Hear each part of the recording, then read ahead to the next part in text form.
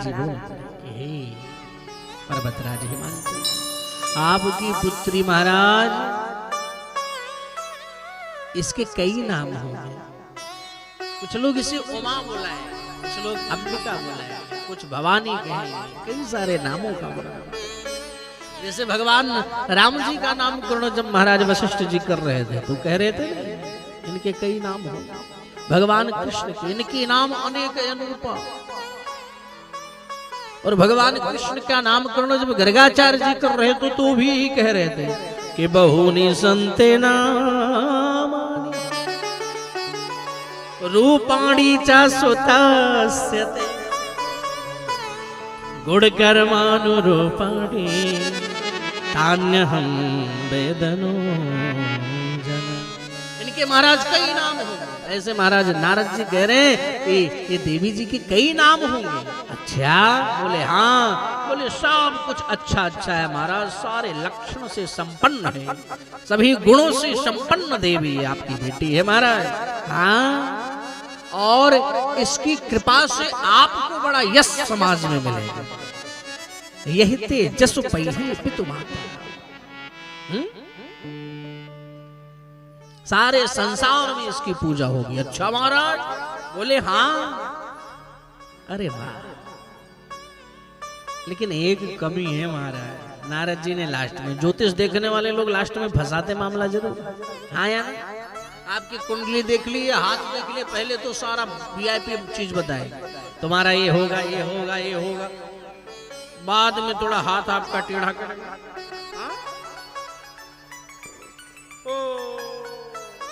बस यही तो माहौल फंसा दिया। छोटा सा है मात्र, मारा नहीं तो तुम्हारा तो गजकेसरी योग था।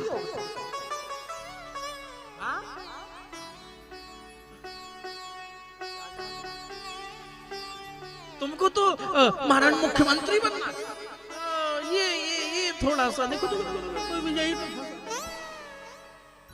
ज्योतिष वाले बड़े भाई बुद्धिमान होते हैं, परम विवेकी। बोले महाराज ऐसा क्या गड़बड़ है हमारी बेटी के हाथ? बोले और तो सब ठीक है। बोले फिर क्या? सोई बोल पड़े, योगी नग्नो गुणो या कामी मात्र तात विवर्जिता अमानो शिव वेशश्च पतिरस्याखिले दृशा। आपकी कन्या को जो पति मिलेगा वो कैसा होगा? बोले वो योगी होगा, नग्न रहेगा, निर्गुण निष्काम, माता पिता से रहित, अमंगल वेश वाला।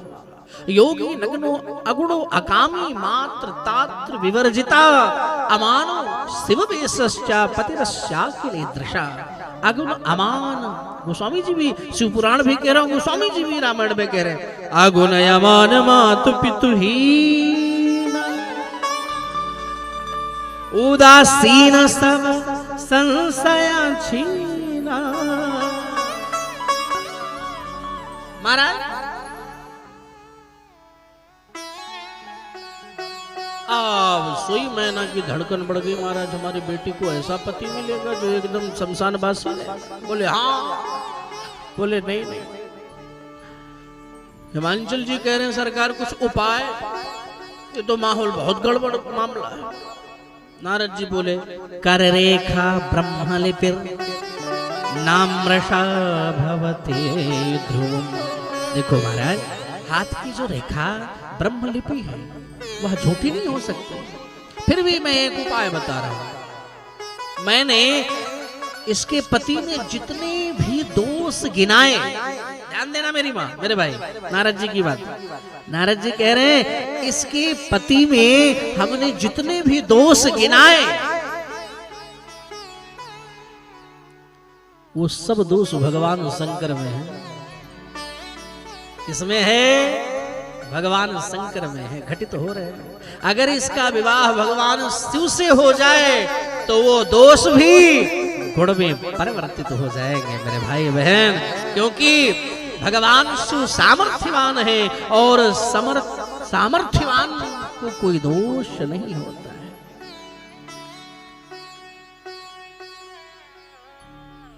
समर्थ को नहीं दोष गोसाई, रवि पावक सुर सर के नाम।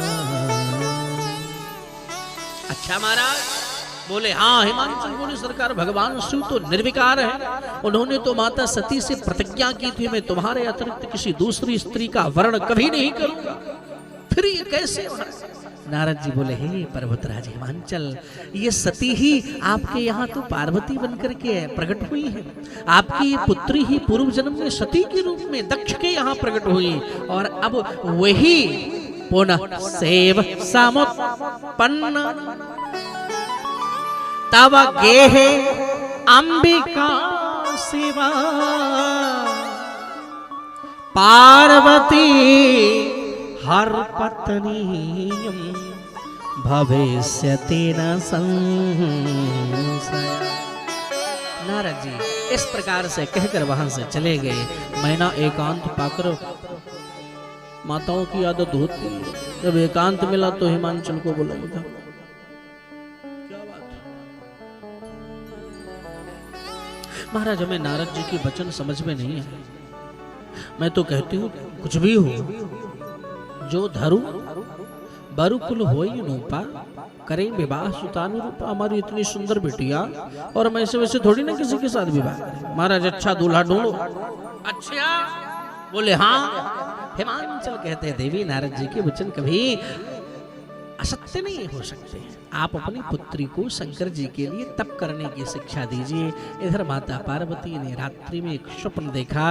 माँ स्वप्न देखने के बाद आकर अपनी माता से निवेदन करती है कि आज एक तपस्वी ब्राह्मण मेरे स्वप्न में आया और मुझे भगवान शिव के निमित्त तपस्या करने के लिए कहा।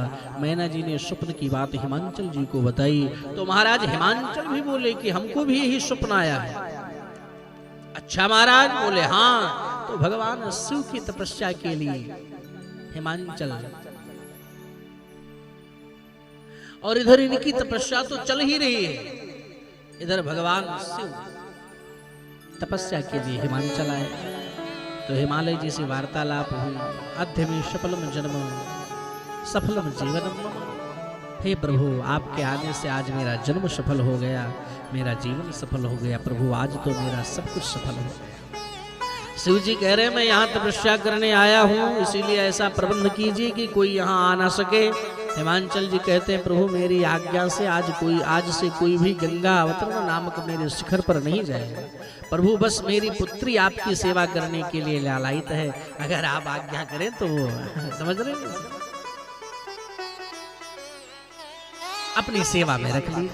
भगवान शिव बोल पड़े, आगंतव्यम त्वया नित्यम दर्शनार्थ ममाचल कुमारी सदने स्थाप्य नान्यथा मम दर्शन। हे हिमांचल जी, आप अपनी कन्या को घर पर छोड़ के आना, हमारे यहाँ बिल्कुल लेकर के मत, अन्यथा आपको भी मेरा दर्शन नहीं होगा। तपस्वियों के लिए स्त्री तो माया रूपी है भाई, और युवती तो और ज्यादा विघ्नकारिणी है। जब तप नेम जलाश्रय धारी होय कृष्ण सरोवर शबनारी। पार्वती बोल पड़े, हे प्रभु मैं आपकी मूल प्राकृति हूँ, मेरे बिना आप भी कुछ नहीं है। आपने जो बात कही यह तो सामान्य स्त्रियों की। पार्वती शंकर जी से कहे, और यदि आप प्राकृतिक से परे हैं तब आपको मेरे समीप रहने से डरना चाहिए। भगवान शिव ने माता पार्वती की बात मान ली और पार्वती मैया वहीं रहकर प्रतिदिन भगवान की सेवा करने लगी। सुंदर सेवा कर रही हैं और भगवान शंकर तपस्या में लगे हुए हैं। देवताओं ने कामदेव को भगवान शंकर के पास भेजा, किंतु कामदेव भी भगवान को जरा सा भी भटका नहीं सके महाराज। और इधर चूंकि एक तारकासुर नाम का राक्षस जन्म ले लिया है, और तारकासुर को मरना है तो केवल भगवान शंकर जी के द्वारा जो पुत्र उत्पन्न होगा उसी से ही उसको मरना है। तो सब देवता भी सोच रहे हैं, व्याकुल हैं, उसके आतंक से परेशान हैं, तो मन ही मन सोच रहे जल्दी से विवाह हो जाए। तो इधर नारद जी पुनः माता पार्वती को घर आए और आकर के सुंदर मंत्र दिया कि देवी अब ज्यादा देर मत करो, जाकर के सुंदर तपस्या करो शंकर जी का। तो पार्वती को मंत्र दिया। कौन सा मंत्र दिया, ध्यान देना ए मेरी माँ। पार्वती को मंत्र दिया नमः शिवाय। यही मंत्र आज प्रदान किया और कहा आप इसी मंत्र का जप करें, भगवान शिव प्रकट होकर आपको अवश्य दर्शन देंगे। माता पार्वती जी सुंदर तपस्या में संलग्न हुई। इस प्रकार महाराज जी के श्रीमुख से श्री राम कथा, श्रीमद् भागवत कथा, श्री शिव महापुराण, गरुड़ पुराण आयोजन कराने हेतु संपर्क करें। 9889454823